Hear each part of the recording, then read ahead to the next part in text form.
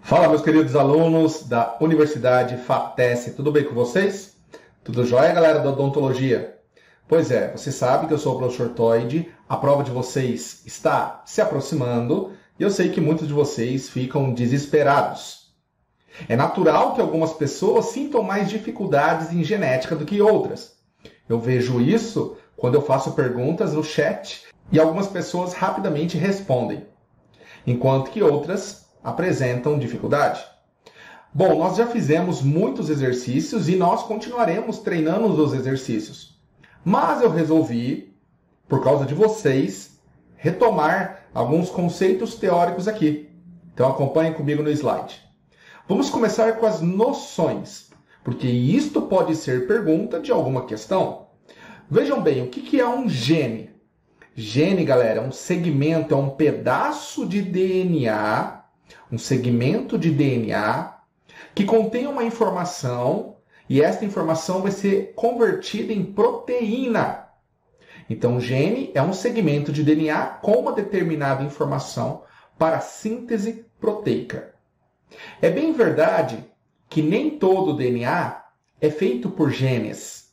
Muitos espaçadores que existem ainda de naturezas desconhecidas foram chamadas no passado de DNA lixo, apesar que muitos desses espaçadores já foram muito bem traduzidos. Alelos.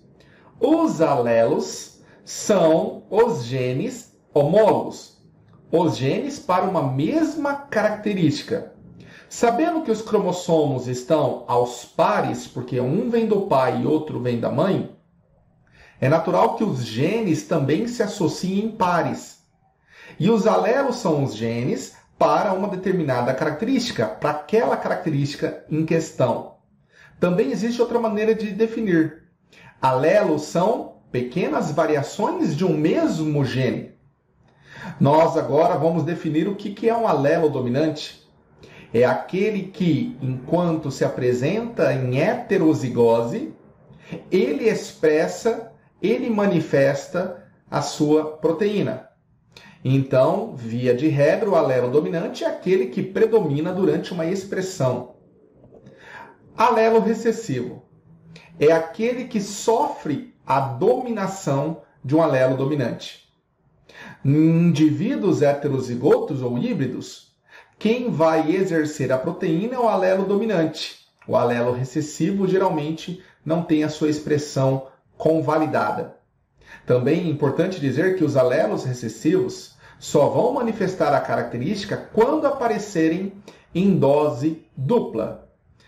Bom, nós vamos falar de genótipo, o conjunto de alelos para aquela característica. Exemplo, genótipo azão-azão, azão-azinho e azinho-azinho. Isso que eu acabei de dizer corresponde a genótipo. Já o fenótipo é a expressão dos genes, aquilo que você herdou dos seus pais, mais o meio em que influencia de certa forma. Exemplo, o fenótipo chamado de cor de pele só vai manifestar se além dos genes que você carregar, também tiver a propriedade dos raios ultravioletas. Homozigotos, aqueles que apresentam em dose dupla alelos idênticos. Heterozigotos, aqueles que vão apresentar um alelo dominante e um recessivo. Exemplo, azão-azinho. Locus gênico, local onde situa-se determinado gene. Heredograma ou árvore genealógica, como o próprio nome diz, é a construção de relações de consanguinidade, de casamento, de descendentes. Tudo bem? Vamos falar da primeira lei de Mendel. Gregor Mendel. A primeira lei de Mendel significa lei da segregação dos fatores, também chamada de lei da pureza dos gametas. Veja só, duas ervilhas, ervilha amarela pura e ervilha verde pura. Então, essa é uma geração chamada geração parental, a geração de pureza, onde nós temos homozigoto dominante para a ervilha amarela e homozigoto recessivo para ervilha verde. Azão, azão para ervilha amarela, azinho, azinho para ervilha verde. Cruzando a geração parental, a geração F1, que é a primeira geração de descendência, vai apresentar apenas a cor amarela. Portanto, azão, azinho, heterozigoto pela primeira vez. Se eu pegar agora ervilhas da geração F1 e retrocruzarem, eu vou perceber que A1 com A1, azão com azinho, vai dar a F2. Azão, azão, azão, azinho, azão, azinho e azinho, azinho. Na maioria dos cruzamentos que nós fizemos nos exercícios, eu tenho trabalhado sempre com os heterozigotos, porque ele apresenta um grau maior de dificuldade e uma gama diferente de genótipos. Azão, azão, azão, azinho, azão, azinho e azinho, azinho. Na F2, quando eu cruzo dois indivíduos da F1. Tudo bem? A proporção aqui, portanto, é uma proporção 3 para 1. Valeu? 3 ervilhas amarelas para uma verde. Ok, pessoal. E o que interessa na odontologia? Uma herança monogênica, uma característica monogênica recessiva, chamada fissura lábio-palatina ou fissura labial. Aqui nós temos o ator Joaquim Fênix, ator que fez o filme Coringa. Então, os indivíduos com a fissura lábio-palatina de origem ectodérmica são recessivos, azinho, azinho. Acompanhe agora esse exercício. Joaquim Fênix e Rony Mara ficam noivos após 3 anos de namoro. Ele com fissura labial, ela heterozigota para essa característica. Calcule a chance de seus filhos terem o fenótipo de Joaquim Fênix. E a outra pergunta é, qual a chance de uma menina com o mesmo fenótipo da mãe?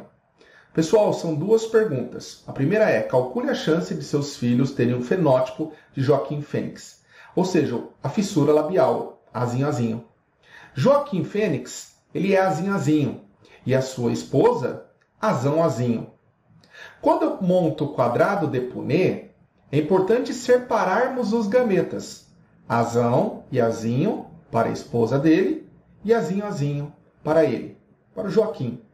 Quando eu faço o cruzamento, eu tenho azão, azinho, azão, azinho, azinho, azinho e azinho, azinho. Ou seja, 50% dos descendentes terão a chance de ter fissura lábio-palatina. E os outros 50% não terão chance de ter a fissura lábio-palatina. E agora vamos responder a segunda pergunta.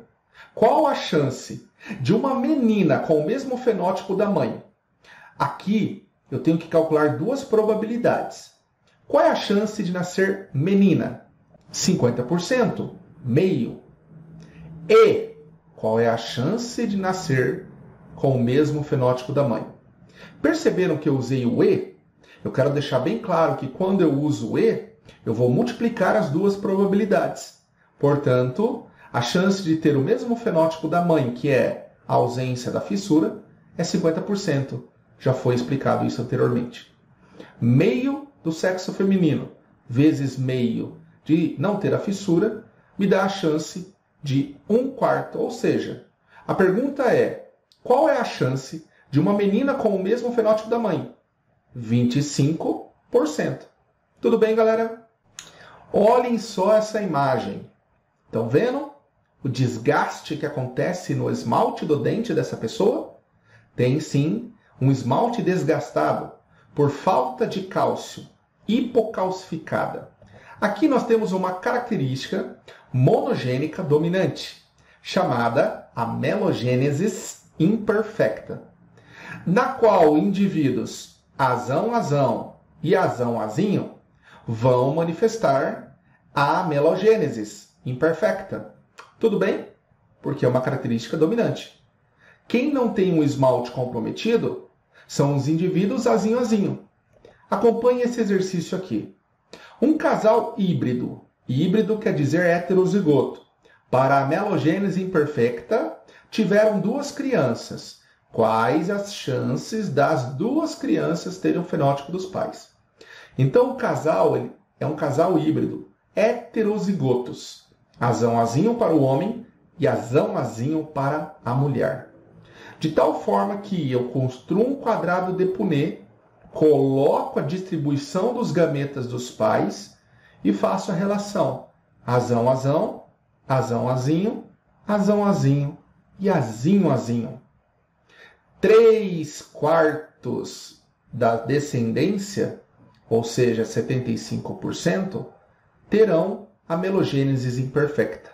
Os indivíduos azão-azão e os indivíduos azão-azinho. E apenas 1/4 não terá, que é o indivíduo azinho-azinho. Qual foi a pergunta? Quais as chances das duas crianças terem o fenótipo dos pais? Então eu quero que a primeira criança tenha a imperfeição e a segunda criança também. Perceberam que eu usei o E aqui? Qual é a chance da primeira criança ter a doença? 3/4. E qual é a chance de ter a segunda criança a doença? 3/4 também. Como que eu faço a multiplicação de 3/4 vezes 3/4? 3 vezes 3 é 9, enquanto que 4 vezes 4 é 16. A resposta para essa questão seria 9/16 a chance de ter duas crianças com os mesmos fenótipos dos seus pais.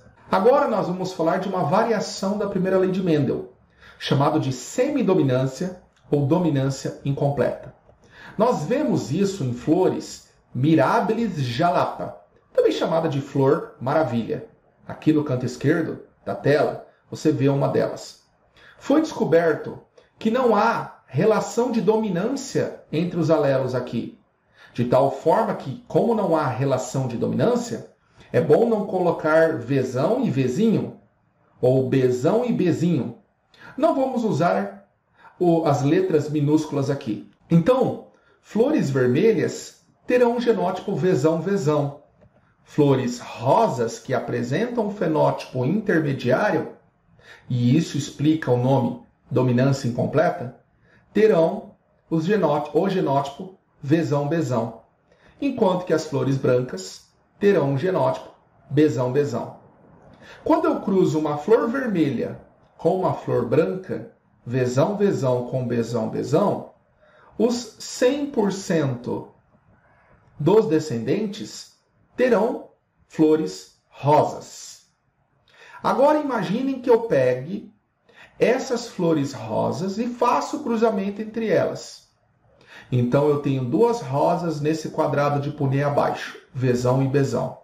E eu vou ter Vzão-Vzão, o que me dá uma flor vermelha, Vzão-Bzão, o que me dá uma flor rosa, Vzão-Bzão, o que dá uma flor rosa, e Bzão-Bzão, o que dá uma flor branca. Então, galera, a chance é de 1/2/1. Uma vermelha para duas rosas para uma branca, a cada 4 flores. Então, 1/4 vermelha, 2/4 rosas e 1/4 branca. Tudo bem, galera? Vamos falar agora de codominância. E nós vemos isso bastante no sangue chamado sangue do tipo AB. Deixa eu fazer uma pergunta para vocês. Qual é o seu tipo sanguíneo? O meu dutoide é o tipo A. Isso quer dizer que nas minhas hemácias, ou seja, as células vermelhas que estão circulantes no meu sangue, apresentam um identificador do tipo A, porque eu sou do tipo A. Esse identificador que está na membrana plasmática das células chamadas hemácias, esse identificador é chamado de glicoproteína. Também pode ser chamado de antígeno, mas comumente cai nas provas como aglutinogênio. Bom, então aqui eu tenho uma hemácia e eu vou fazer um zoom na sua membrana plasmática. Viram lá que legal? Quando eu faço um zoom, eu percebo que existem duas glicoproteínas nessa minha hemácia. A glicoproteína A, também chamado de aglutinogênio A, e a glicoproteína B, também chamada de aglutinogênio B. Pessoal do odonto, esses são os identificadores do tipo sanguíneo. Eu já gostaria de adiantar a vocês que quem é do tipo A só vai ter o identificador A. Quem é do tipo B só vai ter o identificador B. Quem é do tipo AB apresentará os dois identificadores, o A e o B. E quem é do tipo O não vai apresentar identificador algum. Bom, e quais são os alelos por trás da manifestação dos identificadores das glicoproteínas das hemácias? Os alelos são Iazão, Ibzão e Izinho. Iazão é codominante ao Ibzão. O que quer dizer isso, odonto? Que eles vão expressar as proteínas mesmo quando eles aparecerem juntos. E quando eles aparecem com o Izinho, exemplo, Ibzão e Izinho, o Izinho não manifesta proteína alguma, mas o Ibzão manifesta. Ou seja, o Iazão e o Ibzão, em relação ao Izinho, apresentam um efeito de dominância completa. Mas o Iazão e o Ibzão são codominantes. Os dois dominam. Aqui eu tenho uma tabela muito legal, mostrando numa coluna o fenótipo e na outra coluna o genótipo. O fenótipo do tipo A pode apresentar os seguintes genótipos: Iazão, Iazão ou Iazão, Izinho. Já o fenótipo do tipo B apresenta os seguintes genótipos: Ibzão, Ibzão ou Ibzão, Izinho. Quem é do tipo AB vai apresentar um genótipo apenas, Iazão e Ibzão. E quem é do sangue O, do fenótipo O, vai apresentar os genes Izinho, Izinho. Bom, agora prestem bem atenção, porque a tipagem sanguínea, o sistema ABO, ele trata-se de polialelismo. Nós temos 3 alelos. Quais são, Toide? Iazão, Ibzão e Izinho. São 3 alelos, disputando 2 vagas. Quem é tipo A apresentam aqueles genótipos que eu já passei na tabela anterior. E a sua hemácia vai apresentar o aglutinogênio do tipo A, ou antígeno A. Então, o identificador da hemácia do sangue do tipo A é uma proteína A. Em contrapartida, ele tem anticorpos que combatem o sangue B. Se ele tem anticorpos que combatem o sangue B, ele tem anti-B, porque ele é A, ele é do tipo A. Esses anticorpos, anti-B, recebem o nome oficialmente de aglutinina. Então, odonto, aglutinina irá referir-se aos anticorpos, enquanto que aglutinogênio estará se referindo às proteínas da hemácia. Quem é do tipo B apresenta o genótipo Ibzão, Ibzão ou Ibzão, Izinho. E na sua hemácia apresenta os identificadores B, ou seja, o aglutinogênio B.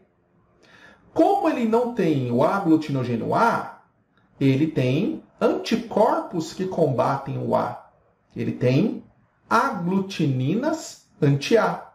Logo, um sangue B não pode receber um sangue A, porque o sangue B já contém anticorpos de combate contra o sangue A. Quem é sangue A não pode receber sangue de quem é B, porque ele já apresenta anticorpos de combate para o sangue B. E quem é do sangue AB?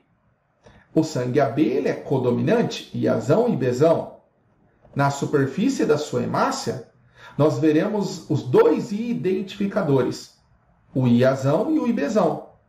Então, quem é sangue do tipo AB, ele apresenta aglutinogênio A e aglutinogênio B. E será que ele tem anticorpos? Não, galera. Ele não apresenta anticorpos. Caso contrário, se ele tivesse anti-A, ele iria atacar a sua própria proteína A. E se ele tivesse anticorpos anti-B, ele atacaria as próprias proteínas do tipo B. Então, as pessoas do tipo AB não vão apresentar aglutininas. E é por isso que eles são receptores universais. Eles podem receber de todos os outros tipos sanguíneos justamente por não possuir anticorpos. Agora, quem é sangue do tipo O apresenta o genótipo Izinho. E na superfície da hemácia sua, não apresenta identificador nenhum. Nem o aglutinogênio A, nem o aglutinogênio B. Esse é o tipo O. Em contrapartida, ele pode ter os dois tipos de anticorpos, o anti-A e o anti-B. A aglutinina A, anti-A, e a aglutinina anti-B. Por isso que quem é sangue do tipo O, se receber sangue de outro tipo, vai ter anticorpos preparados para aglutinar, ou numa linguagem mais popular, talhar o sangue. Continuando, neste exercício nós temos: sabemos que pessoas do tipo AB são também chamadas de receptoras universais. Eu falei isso. Marque a alternativa que explica corretamente o motivo pelo qual elas recebem essa denominação. Eu falei anteriormente que elas são receptoras universais porque elas não apresentam anticorpos, nem aglutininas anti-A e nem aglutininas anti-B. Vamos ler lá. Letra A. Pessoas com sangue do tipo AB apresentam aglutininas? Não apresentam, falso a letra A. B. Pessoas com sangue do tipo AB não apresentam nenhuma aglutinina e, por isso, não ocorre nenhuma reação de aglutinação. Perfeito, galera. A resposta correta aqui é a letra B. Próximo exercício. Para os grupos sanguíneos do sistema ABO, existem 3 alelos comuns na população humana. 2 alelos A e B, que são os alelos Iazão e Bzão, que são codominantes entre si, e o alelo O, que é o alelo Izinho, beleza? Que é recessivo em relação aos outros dois. De acordo com essas informações, pode-se afirmar. Perceba que no exercício ele traz número 1, 2 e 3. Vamos resolver cada item aqui abaixo. Número 1. Se os pais são do grupo sanguíneo O, então vamos colocar aqui comigo, ó, os pais, Izinho. Os filhos também serão do grupo sanguíneo O? Galera, faça o cruzamento para mim, Izinho com Izinho. Só vai dar possibilidade de Izinho na descendência. Logo, sim, só terão filhos do tipo O. Número 1, correto. 2.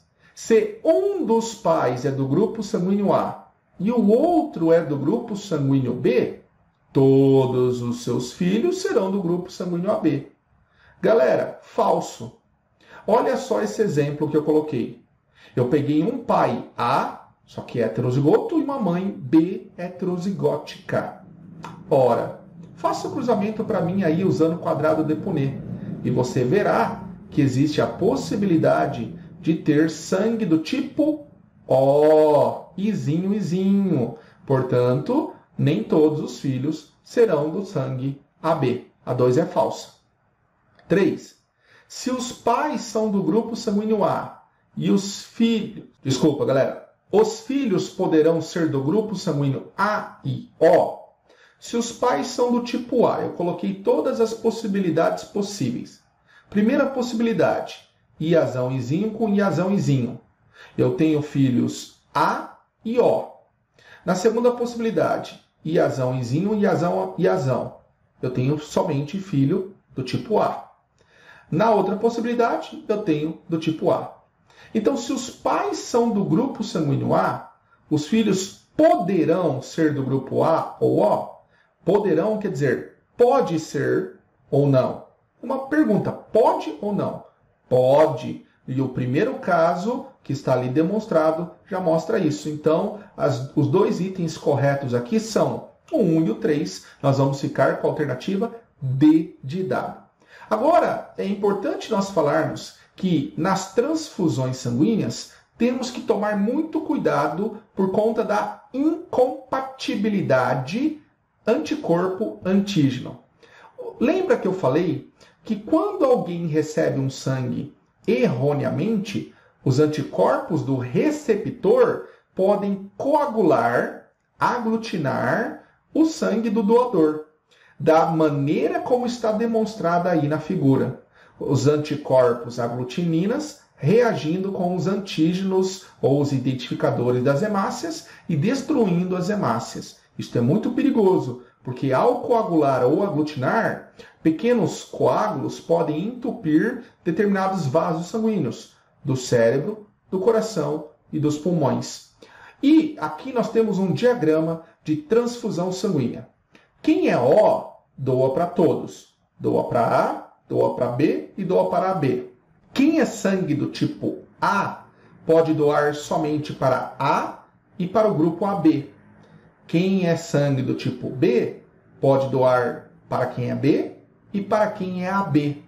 E quem é sangue do tipo AB, doa apenas e tão somente para o seu grupo AB. Então tem-se o costume de dizer que o sangue O é o doador universal e o sangue AB é o receptor universal. Bom, eu vou ficando por aqui. Desejo um beijo, um abraço para vocês e corra agora lá no meu Instagram, @perguntaprotoide, que eu vou estar fazendo uma live tira dúvidas de 10, 15 minutos. Então vá lá agora no meu Instagram. Beijo, galera!